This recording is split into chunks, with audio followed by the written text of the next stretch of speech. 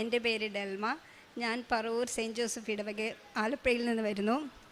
എനിക്ക് മാതാവ് ഒരു ഗവൺമെൻറ് ജോലി നൽകി അനുഗ്രഹിച്ചതിന് നന്ദി പറയാനാണ് ഞാൻ വന്നത്.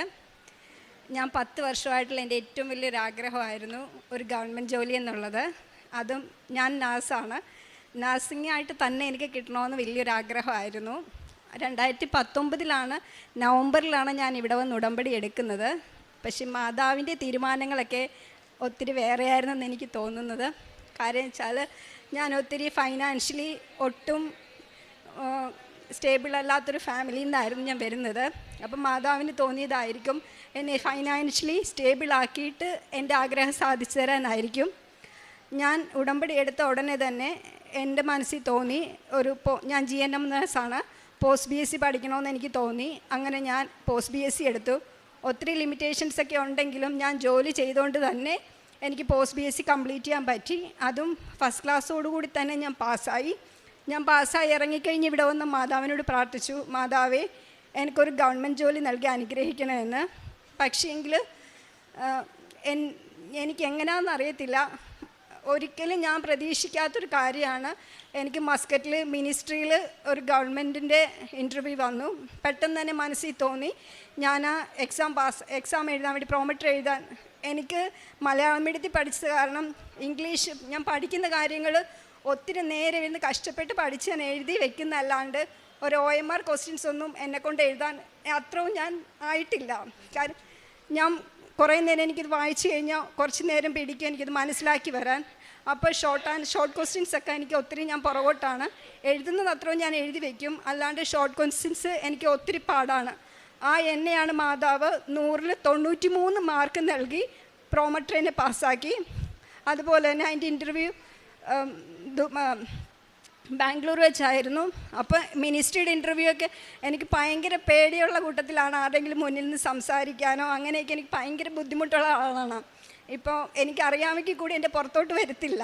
അപ്പം ഞാൻ മാതാവിൻ്റെ കാശ് മുറുകെ പിടിച്ച് ഉടമ്പടി നേർച്ച വസ്തുക്കളൊക്കെ ഉപയോഗിച്ചിട്ടാണ് ഞാൻ ആ ഇൻ്റർവ്യൂവിന് പോകുന്നത്. ആ സമയത്ത് എൻ്റെ മനസ്സിലുണ്ടായിരുന്നത് മിനിസ്ട്രി കിട്ടിയില്ലെങ്കിലും പ്രൈവറ്റിലാണെങ്കിലും പോകാമെന്ന് വിചാരിച്ചാണ് ഞാൻ അവിടെ ചെന്നത്. അത് ഞാൻ തിയേറ്റർ എക്സ്പീരിയൻസ് ആണ്. അപ്പോൾ തിയേറ്ററിൽ നിന്ന് ഒത്തിരി ക്വസ്റ്റ്യൻസൊക്കെ വരും. പക്ഷേങ്കിൽ അവിടെ ആദ്യം ചെന്നിരുന്നപ്പോൾ തന്നെ അവർ ചോദിച്ചു തിയേറ്റർ എക്സ്പീരിയൻസ് ഉള്ള ആൾക്കാർ ആരാണ്, അവരാണ് ഫസ്റ്റ് വരേണ്ടതെന്ന്. എനിക്കറിയത്തില്ല ആ സമയത്ത് എനിക്ക് കിട്ടിയ ധൈര്യം എവിടെ നിന്നാണെന്ന് എനിക്ക് തന്നെ അറിയത്തില്ല ഞാൻ എങ്ങനെയാണ് സംസാരിച്ചതെന്നോ. പക്ഷേങ്കിൽ ആദ്യത്തെ ഇൻ്റർവ്യൂ ആളായിട്ട് ഞാൻ പോവുകയും ചോദിച്ചതിനെല്ലാം ഫുൾ അവരുടെ മനസ്സിൽ ഉദ്ദേശിച്ച ക്വസ്റ്റ്യൻസ് എന്താണ്, ആൻസേഴ്സ് എന്താണോ അതാണ് എൻ്റെ മനസ്സിൽ നിന്ന് വന്നത് ഞാൻ പറഞ്ഞതും. അപ്പം തന്നെ എനിക്ക് സെലക്ട് ആവുകയും ഞാൻ ആഗ്രഹിച്ചെടുത്തെന്നല്ല മാതാവ് ആഗ്രഹിച്ച പോലെ എനിക്ക് മിനിസ്ട്രിയിൽ ഒരു ജോലി കിട്ടി. അങ്ങനെ ഫൈനാൻഷ്യലി നല്ല സ്റ്റേബിളാക്കി. പിന്നെ ഞാൻ 10 വർഷമായിട്ടുള്ള എൻ്റെ ഒരു ആഗ്രഹമായിരുന്നു ഒരു ഗവൺമെൻറ് ജോലി എന്നുള്ളത്. അപ്പോൾ എൻ്റെ ഏജ് ഓവറാകുന്ന ടൈമായിരുന്നു ഇത്. ആ സമയത്ത് ഞാൻ ലീവിന് ഇവിടെ വന്നു ഉടമ്പടി പുതുക്കി ജോസഫ് അച്ഛനെ കാണാനുള്ള അനുഗ്രഹം എനിക്കുണ്ടായി. അങ്ങനെ ഞാനിവിടെ നിന്ന് പ്രാർത്ഥിച്ച് ഉടമ്പടി നേർച്ച വസ്തുക്കളൊക്കെ ഉപയോഗിച്ചിട്ടാണ് ഞാൻ എക്സാമിന് വേണ്ടി പോകുന്നത്. ഇവിടുത്തെ ലാസ്റ്റ് എൻ്റെ PSc എക്സാം ആയിരുന്നു, ഗവൺമെൻറ് സർവീസിലേക്കുള്ള എൻ്റെ അവസാന ചാൻസ് വരുന്നത്. എക്സാം ഒത്തിരി ടഫായിരുന്നു എങ്കിലും ഫസ്റ്റ് ഇതിൽ തന്നെ എനിക്ക് ആ ജോലിയിൽ പ്രവേശിക്കാൻ മാതാവ് എന്നെ അനുഗ്രഹിച്ചു. ഞാനിപ്പോൾ വന്നത് എനിക്ക് ജോലി കിട്ടി, അപ്പോയിൻമെൻറ്റ് ഓർഡർ എല്ലാം കിട്ടി, ഞാൻ ജോലിയിൽ പ്രവേശിച്ചു. ആദ്യ സമയത്ത് പ്രവേശിക്കുന്നതിന് മുന്നേ തന്നെ ഞാനിവിടെ ഉടമ്പടി സാക്ഷ്യം പറയാൻ ആഗ്രഹിച്ചതായിരുന്നു. അപ്പോൾ ഉടമ്പടി പുതുക്കിയിട്ട് വേണം സാക്ഷ്യം പറയാൻ. അപ്പോൾ ഒത്തിരി ലേറ്റാകും, എനിക്ക് പിറ്റേ ദിവസം ഡ്യൂട്ടിക്ക് കയറേണ്ടതുള്ളതുകൊണ്ട് ഞാൻ പ്രാർത്ഥിച്ചിട്ട് തിരികെ പോയി. ആദ്യത്തെ ഓഫിന് തന്നെ ഞാൻ ഇവിടെ വന്നു, ഉടമ്പടി പുതുക്കി. എനിക്ക് മാതാവ് തന്ന ഈ ജോലി അത് ഉറപ്പായിട്ട് എൻ്റെ ഒരു ഇതുകൊണ്ടല്ല, എൻ്റെ മെറിറ്റ് കൊണ്ട് ഒരിക്കലും എനിക്ക് കിട്ടത്തില്ല. കാര്യം വെച്ചാൽ ഒരു സാധാരണ ഒരു കൊച്ചാണ് ഞാൻ. വീട്ടുകാരുടെ നിർബന്ധം കൊണ്ടും അവരുടെ ബുദ്ധിമുട്ട് മനസ്സിലാക്കി മാത്രമാണ് ഞാൻ ഈ ജോലിക്ക് ഇറങ്ങി തിരിച്ചതും ഇങ്ങനെ കണ്ടിന്യൂ ചെയ്ത് പോകുന്നതും. പക്ഷേങ്കിൽ മാതാവ് എന്നെ ഇത്രയധികം ഉയർത്തിയത് മാതാവിനും തിരുക്കുമാരനും 1000 നന്ദി പറയാൻ മാത്രമേ എനിക്ക് കഴിയുന്നുള്ളൂ. ഈ 10 വർഷമായിട്ട് എനിക്ക് കിട്ടിയ ജോലിയിൽ ഞാൻ ഒത്തിരി സന്തോഷവതിയാണോ എന്ന് ചോദിച്ചാൽ അതിനേക്കാൾ സന്തോഷം എനിക്ക് മാതാവ് എന്നെ പരിഗണിച്ചു എന്നുള്ളതിലാണ് ഞാൻ ഏറ്റവും അധികമായിട്ട് സന്തോഷിക്കുന്നത്. അതിന് മാതാവിനും തിരുക്കുമാരനും 1000 നന്ദി. പിന്നെ എൻ്റെ കാരുണ്യ പ്രവർത്തികളെന്ന് പറയാനെന്ന് വെച്ചാൽ ഞാനിപ്പോൾ ഗൾഫിലായിരുന്നുകൊണ്ട് എനിക്ക് കിട്ടുന്ന സാലറിയുടെ ഒരു ശതമാനം ഞാൻ അനാഥാലയത്തിലേക്ക് അയച്ചു കൊടുക്കുമായിരുന്നു. പിന്നെ നാട്ടിൽ വരുന്ന സമയത്ത് എന്നാൽ കഴിയുന്നവർക്കൊക്കെ ഞാൻ സഹായിക്കാറുണ്ട്. പിന്നെ പത്രം ഞാനിവിടെ വരുന്ന സമയത്ത് ഞാൻ പത്രം മേടിച്ച് എല്ലാവർക്കും വിതരണം ചെയ്യാറുണ്ട്.